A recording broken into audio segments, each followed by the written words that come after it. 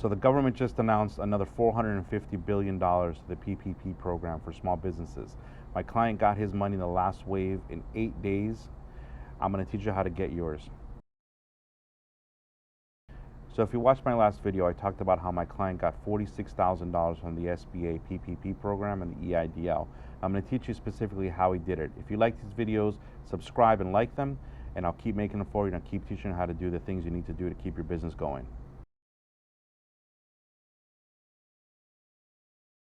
So the most important thing that you can do to expedite your application to make sure that the SBA sees it and pays you your money is you need to get your forms ready to go. What do I mean? Your 941s, your W-3, and your tax forms. All of these forms need to be individually scanned, they need to be labeled as to what they are, and they need to be ready to be submitted. So you're going to need first, second, third, and fourth quarter of 2019 941s, and if you've done your 941s for the first quarter of 2020, then get that ready too. Now, what the most important thing here is, if you haven't done your 2020 941s for obvious reasons, well, you're going to go with what you got. But if you have done it, then you're going to submit second quarter through fourth quarter, second, third, and fourth quarter of 2019 and first quarter of 2020. They're looking 12 months back from today, which is April. Okay, so in April, you're going to look back March of 2020 down back to March of 2019.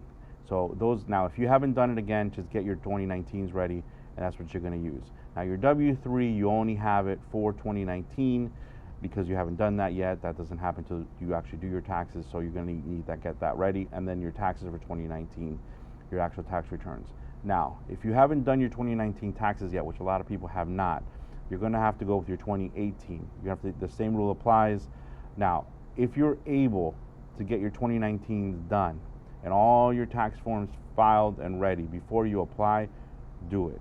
Now, time is of the essence, so don't delay on getting your application in because you're waiting for your 2019. Use your 2018 because though the 2019s aren't due yet. But I do think that you're better off using your most recent, because that shows really what's going on in your business. Also, you might have made more money in 2019 than in 2018, which would benefit you because they're going to look at what you actually spend instead of what they're going to give you. So that's my number one thing. Get those documents ready and file them all together in individual PDFs so that the government knows what they're looking at. So the first thing I'm going to tell you to do is make sure that you print out all of your forms and you sign them with a blue ink pen. Do not submit the forms signed electronically. You need to sign them. Even if there's some sort of printed signature, sign next to it with a blue ink pen so the government knows that you're applying and these are real documents. These are not documents that you just printed out and you don't even know what they are. Make sure that you sign them with a blue ink pen and you scan them individually and you submit them in a proper form so that they can easily be recognized as what they are. Sign your 941s, your W-3, and your tax returns. That way they can process them quickly and you don't get stuck waiting for something bureaucratic to happen and to and limits your ability to get your money.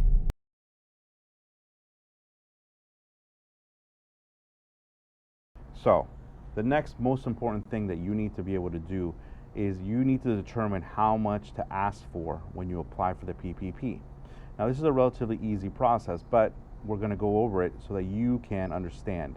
You're going to take your 941s, and now that you have them all ready, and you're going to look at the form. I'm going to show you one here so you kind of get an idea of what I'm talking about. You're going to look at the big number. The big number is the number that you actually spent in the quarter. That number is what determines how you're going to do the math. You're going to add up. If you're going to use first, second, third, and fourth quarter of 19, you're going to add up all the big numbers on the 941s, and that's going to be your number. If you're going to use any other quarters, you're going to do the same thing. Now, you're going to take that number, you're going to divide it by 12.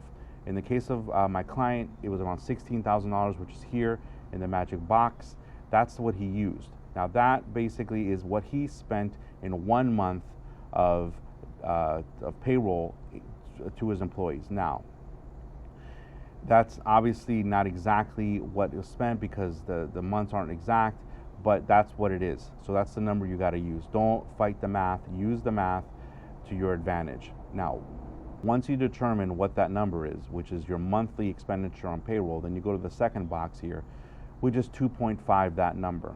So you multiply your first number by 2.5 and you get the bigger number, which in this case is $41,205, which is what my client eventually got from the SBA PPP program. So this works. This is exactly what he got. This is really important. If you mess this up, then the government, if you can.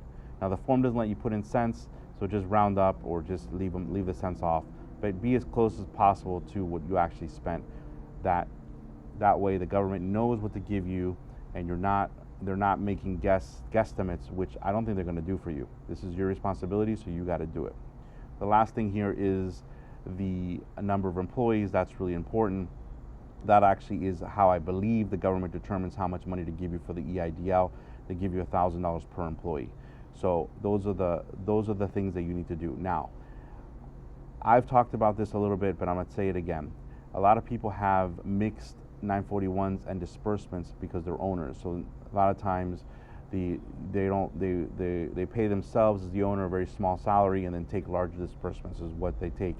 Now, what I would say to you in that situation is that if you have taken regular disbursements, meaning that let's say you pay yourself $1,000 a week as a disbursement, then I would try and add that number to the 941 number, which is the $16,000 here. You add whatever your disbursement is here. But this is really important. That number has to be consistent. I've read and I've analyzed some of these other cases, and it seems that if that money's not consistent, the government's not going to give you your disbursement, and it's just going to delay your process. So don't just add up what you think you should pay yourself and put it in there and throw it in there and say, I want this money too. You might want to analyze the number and say, okay, well, can I live with the $41,000 even though it's not exactly what I need to, what I need to pay myself, but you're the owner, this is the time to sacrifice. It's better off getting what you can actually get. If you can actually get the $41,000 in this case by leaving off the disbursements, then go ahead. Now, if you want to risk it and put your disbursements in there and add them to your 941 average, then go ahead. But in my opinion, and from what I've seen, from what I've read, that's just going to delay your application and you might not get anything because this money ran out once and it's going to run out again. And I'm not sure if the government's going to give us any more money after that. The next hack is that you need to be very consistent as to what you're putting in your documents. Make sure that whatever you put in your forms matches what your forms actually say. Don't make up numbers. Don't just say things that aren't real and to think that you're going to get more money or whatever. You need to be consistent. So if the forms, if your numbers add up to $20,000, that's what you put. Don't put more, don't put less. Be consistent. Have all your forms match so that when it's time to submit them, the government and the bank can say, okay, this is one less thing for us to worry about. We don't need to vet this further. These documents make sense, and we're going to be able to give this gentleman, this lady, their money and get them going. So be consistent with your forms and get paid faster.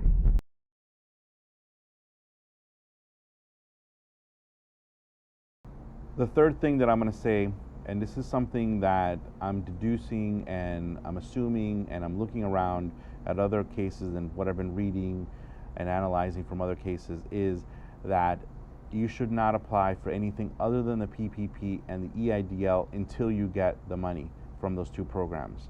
And the reason I say this is because both applications ask you if you've asked for money from other sources.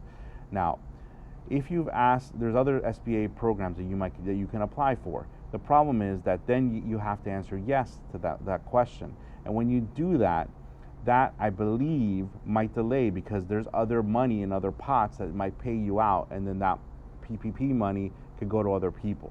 What my client did, which worked for him, was that he only applied for the PPP and the EIDL, and then once he got that money, he then turned around and applied for the other programs. Remember, the PPP and the EIDL are not credit-based. They're not based on anything. So they're just based on what you, either number of employees or what you spent. So these are the easiest loans to get. You should try to get this money first.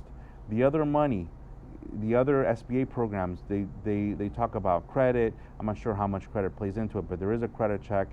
They talk about collateral. They talk about other things. These are harder to get. They're definitely harder money to get. Those are loans. The PPP and the EIDL seem to be, they're grants if you do things properly. So if you can avoid applying for the other money, then do so. And then once you get your PPP money and your EIDL number, then yes, obviously go ahead and get out as much money as you can from other sources if you're able to, or if you think it makes sense. But for now, focus on what's easy, because what's easy is what's sure. And again, my client did that, and he got $41,000 from the PPP, and he got $5,000 from the EIDL very quickly.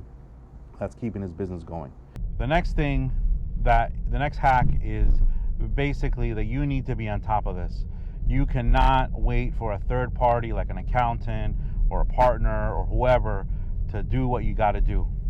You need to basically get on the forms and collect all the forms beforehand, get that ready, and then as soon as the bank starts sending you emails as to, they start sending you notifications, get on those notification emails. Make sure that you are able to that you are getting all the information as soon as it's available. The people that get this first are the ones that are going to get paid. If you're not on that list, you're not going to know. You're going to wait. And remember, the last money ran out in 13 days. So this is our second chance. You're going to go get that money, because you're going to be ready with all your forms, and you're going to have everything ready to go, and you're going to be submitting this the second that your bank allows you to submit them. So good luck. So the last thing I'm going to say here is that you need to go for it. You need to apply for these programs. You need to be consistent. You need to do it properly. Don't do this halfway. Make sure that you do what I'm saying, and this will help you get your money. Make sure all your forms are signed. Make sure that your forms have been individually scanned so that the government knows what it is they're looking at. Make sure that it's consistent. What you're asking for actually makes some sense.